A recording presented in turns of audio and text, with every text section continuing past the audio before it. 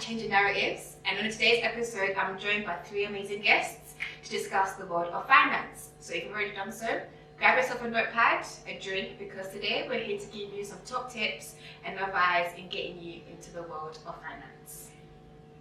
Cool, so without further ado, I'm going to let these guys introduce themselves. So if you guys could each introduce yourselves, tell us what you do, a little about yourselves, so you guys know what you guys are about. So start with you. Okay, so hi everybody. My name is Rukudzo Washington Matsaira. I work at Absa Bank in London. I work as a relationship manager, mainly looking after European and UK-based multinationals with business interests into Africa. I've been in banking now for close to 8 years. Previously, I worked at Standard Chartered Bank, and my background is economics. I have a bachelor's from the University of Manchester in economics, and I'm born and raised in Zimbabwe. Nice, okay. The next guest. Hi everyone, I'm Ishe Mbere. I work at Standard Chartered Bank as a director in corporate banking. My job is primarily coverage for MNCs related to emerging markets, so that's Asia, Africa, and the Middle East. My background's in economics from the University of Exeter, and then I also did a master's in finance there as well. I was born in Zimbabwe, and then now I live here in London. Nice. And our final guest. Yeah, hello everyone. Yeah, my name is Ola Popola. Yeah, from Nigeria, based on the name very popular Ola. So my background is finance also. I currently work with Silicon Valley Bank as a compliance consultant, where we see to ensure clients have been in compliance with FCA regulations, and also trying to prevent them from fines and sanctions from different countries. So we actually look at EMEA region, we look at APAC and Asia region, because as a Silicon Valley Bank is an international bank with all clients globally, so you have to be able to serve everyone, and putting in place the financial requirements for every jurisdiction and the regulatory requirements. So yeah, I've been doing that for quite a while, work with different banks, but currently in Silicon Valley Bank. So that's a bit about me. Nice. How are we guys doing today? Thank Everyone you, thank you. comfortable? Everyone good? Thank you. Okay, nice. Well, thank you so much for joining us today. Well, I thought it'd be a really good idea to kind of talk a bit more about the different areas of finance, because of course you guys got banking, got compliance, but then there's other areas I don't want to talk about. From my perspective, I would probably put in sort of from my background, there's a corporate banking and then there's a retail banking. Okay. Retail obviously being your kind of high street banks and your everyday personal banking. Yeah.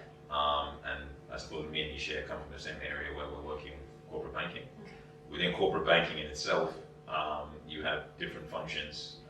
So you have the sort of relationship management side of things. You have a product side of things. Okay. And then you obviously have your functions that support that. Your compliance is always talking to. You have your risk function as part of that. Human resources, etc., and they all sit below that to support that. Okay. I don't know if there's any more you guys want to add. A bit more. Yeah.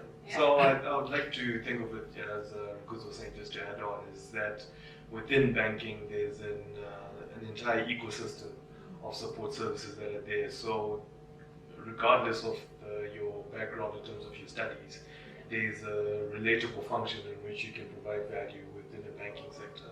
So even if you did legal, for example, there's aspects of where you need to manage the documentation of the bank and protect the bank in certain cases, manage disputes, sometimes structuring. Yeah. Depending how complex the project is, you need someone with legal expertise. Let's say you even studied engineering. When you get to work on projects that are related to construction or infrastructure, that's applicable. If you did, let's say you studied medicine, then you can work in pharmaceuticals. You probably understand what's going on a bit better than someone who doesn't. So regardless of your background of education, you can apply it within a banking sense.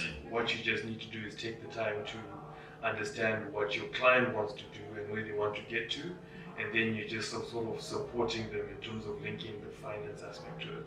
And yeah, there's always loads of learning, and there's room for everyone. To kind of touch onto that, sorry. So what if you're studying right now, let's say in university, you might be studying medicine, like you said, but you're thinking, I'm not sure if I want to go into a medical field as a career, but I want to go into banking.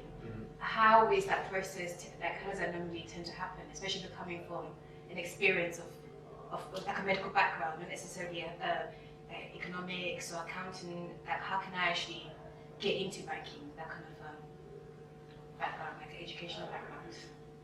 Okay. How I'd say to it is, you have to think of, when you're thinking of banking, you have to think of that when you're in the field of banking, you're not making things happen, you're supporting people in terms of executing what they want to do. So when you look at the world around you, you think of things happening around the people you know, even from a basic level, from an individual level, that people want to get to work.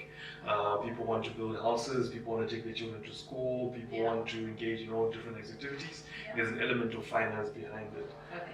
Right? So when you're coming in as a banker, what you're doing is you are not making people travel, you're not making people build a bridge, you're not making people get to work.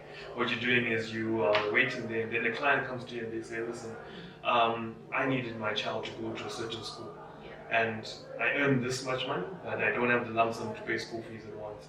Can you support me with a loan so I can pay school fees? Yeah. Then what you do is then you go on to say, okay, I'll help you in terms of working that out. Yeah. How much do you earn? What is the structure of your finances? How much do you have in savings? Okay, we can put together a loan of this amount to support what you're trying to do. Okay. That's how it has to work. Okay. I think I'd add, like, maybe in the broader context of finance, just to support is when you said the medical example. I don't know if people have watched the movie The Big Short. There, one of the hedge fund managers, I think played by Christian Bale, was I think he was some sort of heart surgeon or some sort of medical, and then he went and started a hedge fund. And I think the way he sort of managed that hedge fund, a lot of the skill sets that he used on that was from his medical attention to detail. I think he went and looked at all the different little mortgages, and I think that probably came from his background of being someone who used to get into the nitty-gritties of details, which other people don't. So I think, to Isha's point, I think it's more about, because look, finance is always going to be required in the world that we need. So you can always, if you understand the need, you can always apply your skill sets to help in some fashion, right? I don't know. Yeah, and just to add to that, to me, I feel finance is what anyone can do. In as much as you're ready to, be dedicated and, try to understand the thought process behind finance, because engineering, you can't bring someone that's not got a background to go into that field. But finance, you can start from where, maybe from the cashier, that's still part of finance, and work your way, do professional qualifications, and work your way up the ladder. So that way, because if you're coming from a different field of life, you can always do some professional exams that helps you, to put you in that starting level. You don't have the experience, because most organizations, some look for experience, some look for qualification, then some will look for both. So depending on what level you want to go into. So you can't come in with the certification and say you want to be a director. It's not possible. You need to go work. If you go in as an entry level, then you can start working your way up. They will feel you have, for you to shift your focus from like medicine to finance, and you've gone for like ICA or accounts, you've done that, then they can say, okay, you actually want to shift your career, then people can give you opportunity. So you have to start somewhere. So over time, you can always go up the ladder to where you want to be. Okay, so what kind of qualifications someone do, for example, what kind of training is there, that courses that are out there for somebody that wants to kind of get into finance? Yeah, so it is like just where I'm working on, because I'm working through like an agency called Lisis Finance. Okay. So what it is, they provide financial like trainings and qualifications for people. So I've got friends that went through them, did the qualifications, and they were able to place them with clients to start, and from there they started building up their CVs. So I've worked for this, worked for that. So if you see companies like that provide the training and they can help you, ease you into the financial sector, that's superb. Yeah. Otherwise, you have to do ACA, ACAMS, ICA. So depending on the specialization you want to go, because ICA is broad. Okay. If you want to go into sanction, if you want to go into compliance, if you want to go into anti-money laundering, you just have to choose which one you feel. So there's specific courses Yeah. depending on which part of finance you're You going want to go into. into. Is that the same for banking as well? I'm guessing there'll be specific courses that you can do. Yeah. Yeah, there's specific courses you can do, but I always think that I think the courses will help you accelerate your growth. But the real starting point for me is to understand just how things work. Yeah. Pick up a newspaper, understand how the economy is running, what's making something more exciting, what's happening with certain companies or certain industries. And even just within your daily life, understand from the input of things you do that, okay, I go to Tesco and I buy and they offer me credit and they offer these sort of terms and what are the interest rates. Start to understand those. The interest rates are up, interest rates are down, what's happening with the economy, what are they saying about that. Once you start to understand how certain processes work from sort of from beginning to end in the life cycle of a specific company, then that you basically can plug and play that repeatedly into any different sector you want. That's good. Yeah, that makes sense actually. Yeah. Okay. Yeah, so I started as an analyst and from there worked my way up, went to being a consultant, from there being a quality assurance person. Everything is based on my previous experience being an internal auditor, paying attention to details. And people say, you can't walk up the ladder unless you're close to your manager, you do this. But I believe in being diligent in what you do. I will make sure I put in my best in my work, go in, do my hours, get my cases out there, make them perfect as much as I can, because people make mistakes. So over time, they keep telling me, we've got this position, do you want it? I apply and they say, oh yeah, you know what? Yeah, everyone in the team speak well about you, you're always there to help people. Yeah. You review their work before it's been submitted. So from there, I just, got to where I am at the current stage, and yeah, life has been good, and anyone else can always give me. Oh, thank God. Amen indeed. How about you, Ishan? Tell us a bit more Okay. about how you do. So my case was a bit different. Initially, I wanted to work in asset management as an analyst, which I did. I did internships with Old Mutual twice. Then I had the opportunity to actually join as a full-time analyst in asset management. But at that same time, I spoke to a few friends of mine who got into banking, and they seemed to be having really good time. Well, okay, let's not lie, man. They were earning more than me, right? They were earning more than me, so that's not the truth. They were earning. Working out no money. Yeah. But I don't think I researched it well enough at the time for the switch that I made. There's aspects to, I won't limit it to a career in banking. I think it applies the same to any professional career. It's competitive. This is the thing, a lot of people that try to get into finance always say it's such a difficult industry to break into. Yes. So the problem is, like most professional services, they are fairly standardized. There's little differentiation. The entry-level skills are very broad. Companies tend to train their own skill set. And anyone in the world these days can do the undergraduate degree to get there.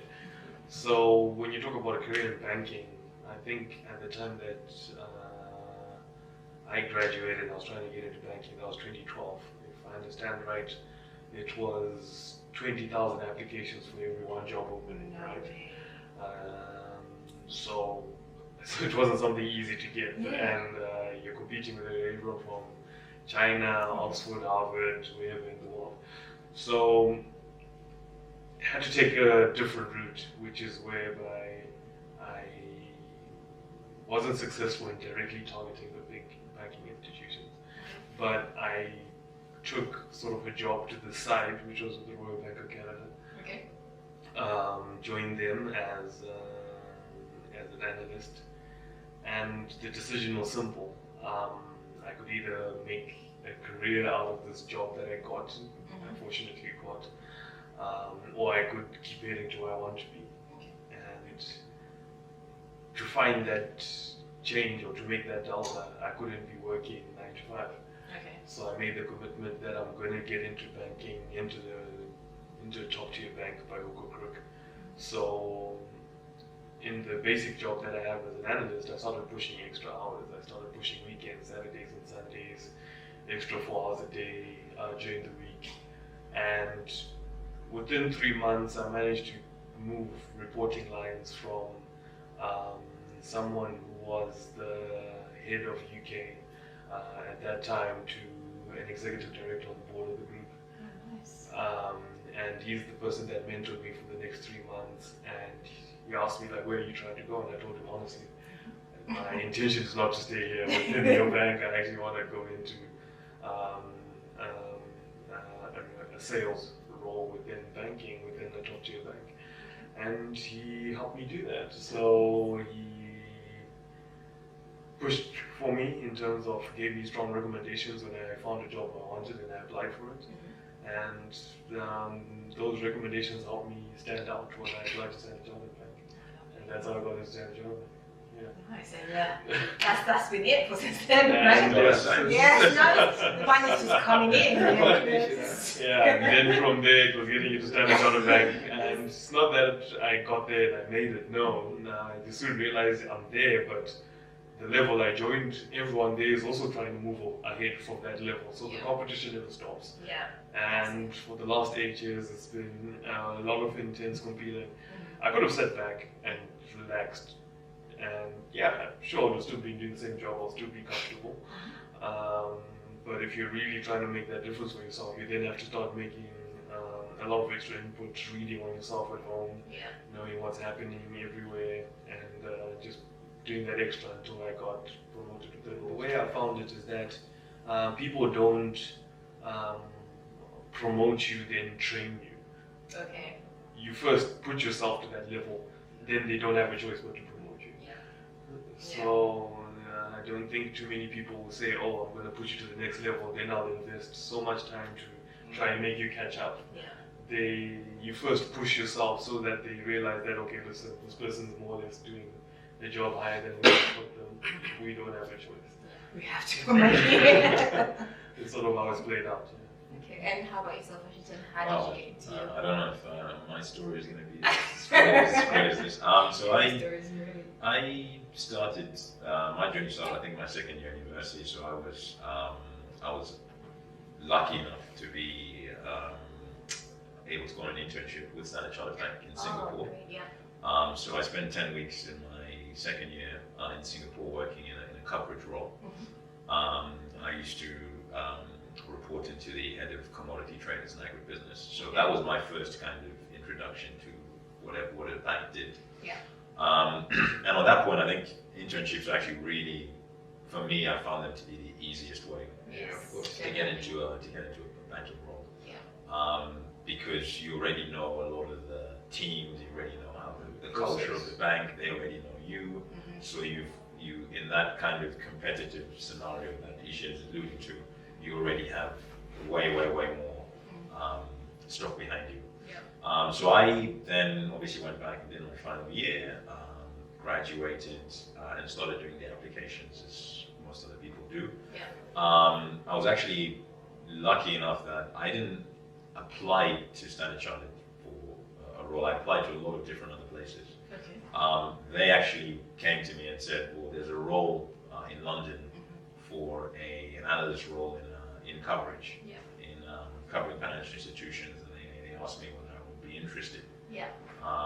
To which I said, at that point, to be honest, I actually didn't have many other things going, and I said, well, yeah, I'd love to work in London. So I went and I joined, and I did that for it's probably about 3.5 years. And I used to cover, actually what I used to do was relationship management support for banks themselves. Okay. And after a while, I think with anything, you get to a point where you are no longer learning a lot of new things, and you kind of become a bit more hungry. So I decided to then make a switch to covering more multinationals. Okay. Look, I can't lie that I think there is. I think people say to you, you make your own luck, but I do feel like there was a lot of things that fell in line for me. So there was roles going at the same time that I was looking to move, and I just had networked well enough that when they came out, I got an opportunity to be interviewed by someone, and I got a role. And as far as moving up and promotions, etc., I think Isha is right. I think you do have to, the truth is in your work. Exactly. One thing I must say though, like listening to you guys talk about experiences, the key thing that kind of, I mean, of course, I took everything you said, but the common thing between you guys is the importance of hard working, yes, as well as networking. Yep. How important would you say that is in terms of kind of getting yourself out there so people know, okay, this person's looking for a job, we know who this person is, we can recommend this person for this particular role, or trying to like go up the ladder? How important is it to kind of network and give off a good impression of who you are as a potential employee or as an employee, would you say? So I think networking is extremely, extremely important. I think what it reflects, especially if you're coming from the outside trying to get in, Yeah.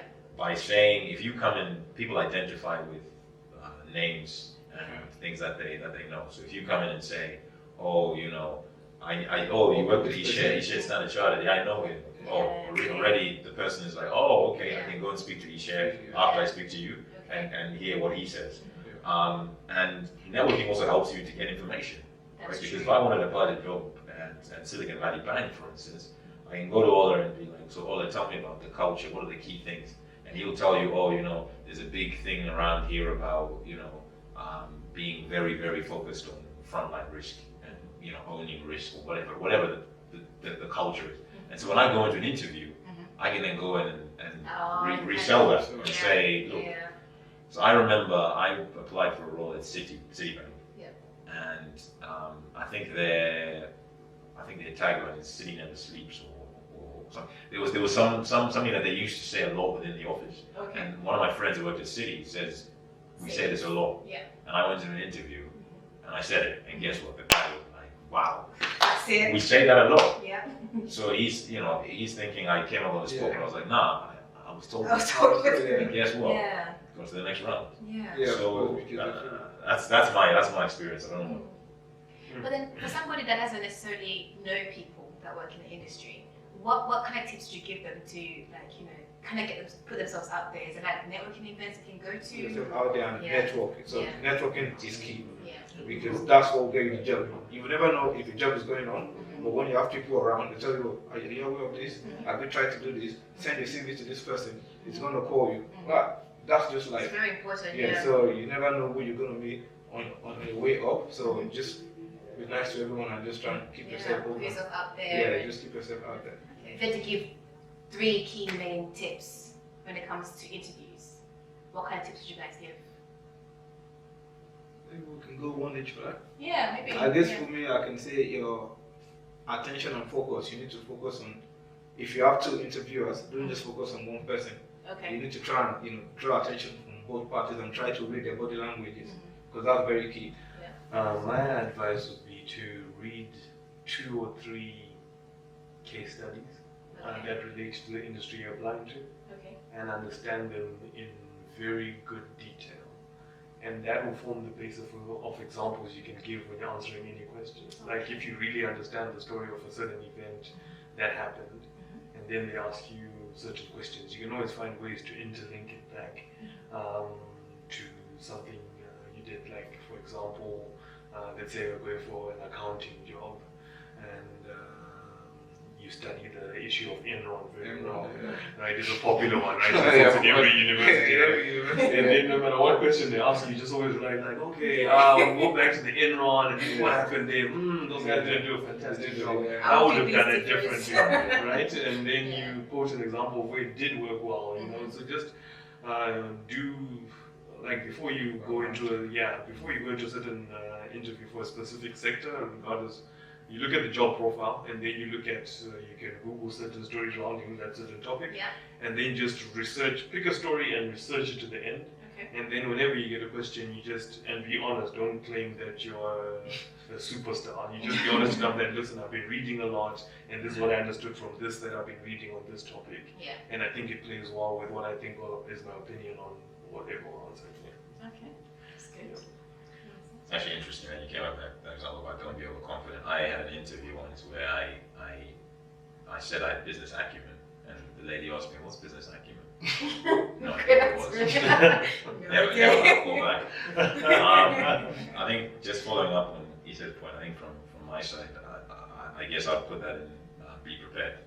So I think just adding a little bit to that is you need to not only understand the industry, I think you need to understand this particular company and the role.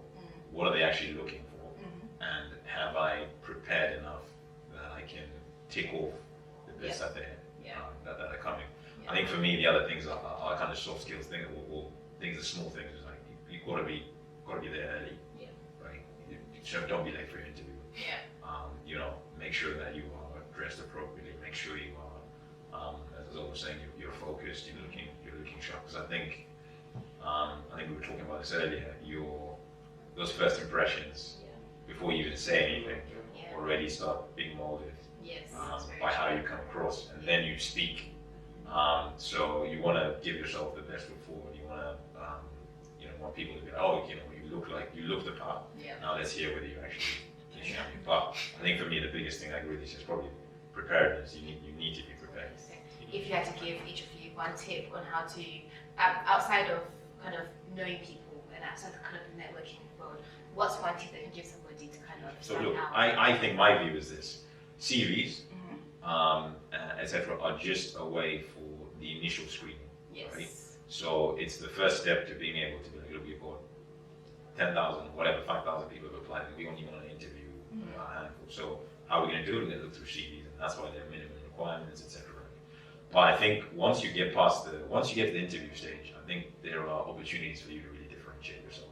Okay. And I think it's being able to, for me, I think it always comes back to being really prepared for. You've got to understand, first of all, why do you want to do this? Yes. Right. Yes. Let's be honest, most of us, a lot of the time, want to get the role because of all the benefits, etc. Yeah. But I think you need to understand the story behind what it is that how does this fit into your longer term planning?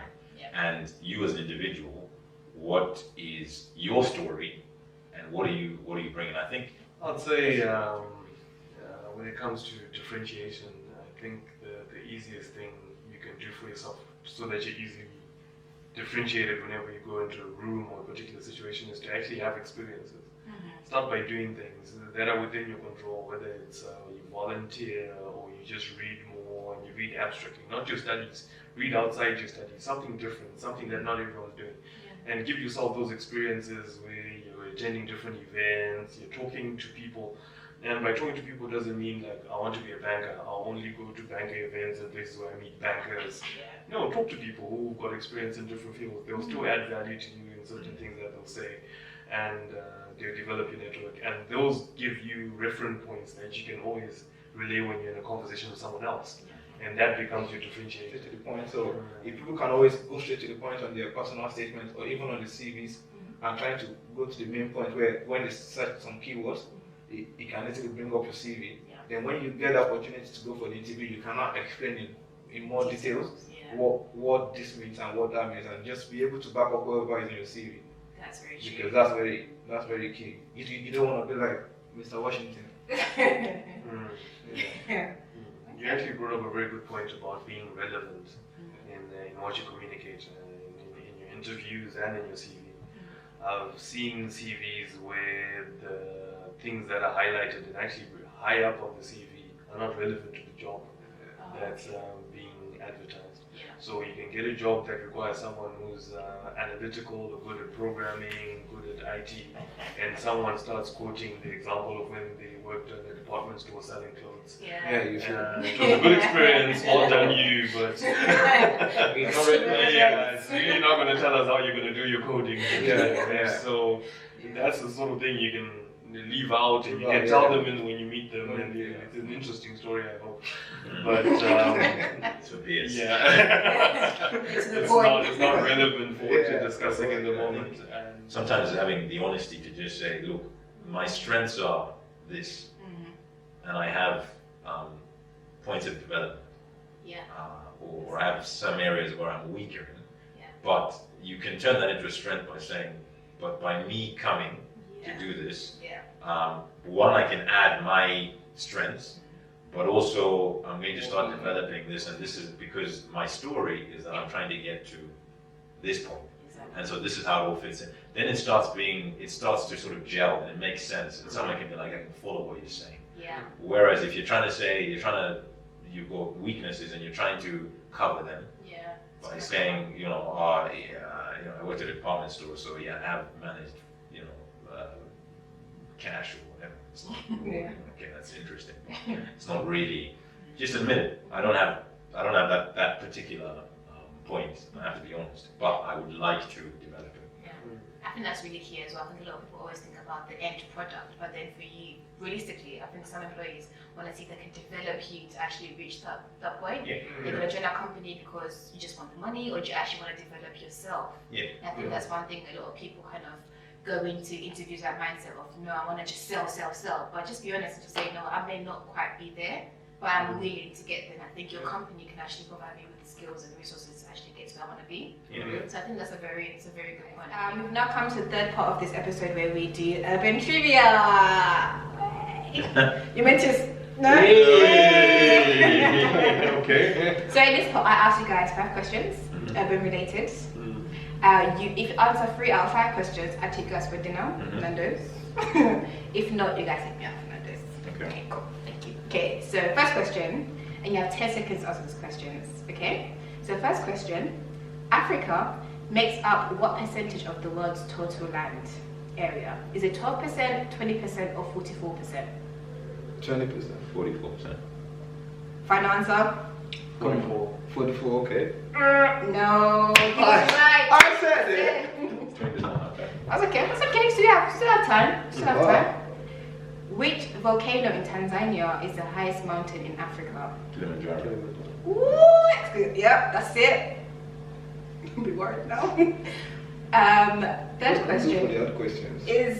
You want to have a question? I said, don't look for the odd questions. Like you're scrolling away. Okay, the third question is: What is Muhammad Ali's original name? Cassius Clay. Yes, Yeah. it's clear. Okay, that's good. Okay. Don't be worried.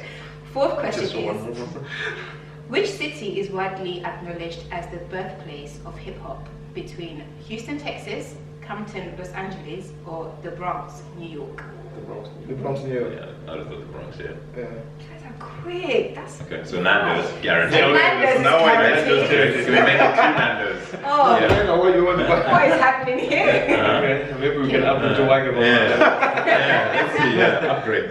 In 1953, the song Hound Dog was released by which blues singer before Elvis Presley's 1956 version? Was it Ethel Waters, Wiley Mae Thornton, or Ruth Brown? Paula, this is your speech. You go. 5 seconds. I don't Ruth have Brown. 90. Ruth Brown, yeah. Ah, close. It was Wiley. Willie Mae. Okay. Yeah. Yeah, I was gonna go with that one just because. Yeah. Willie sounds like. And the last question is: The NBA superstar Shaquille O'Neal began his Okay. career with which team?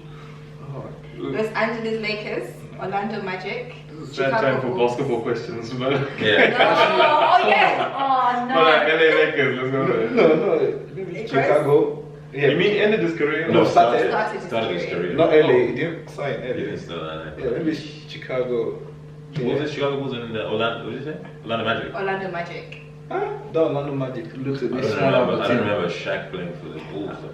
I just remember Lakers. Let's go Lakers. Orlando. I don't remember. Final We're gonna question. go Orlando. It is a London magic. Well done, guys. Right, so when the mamas.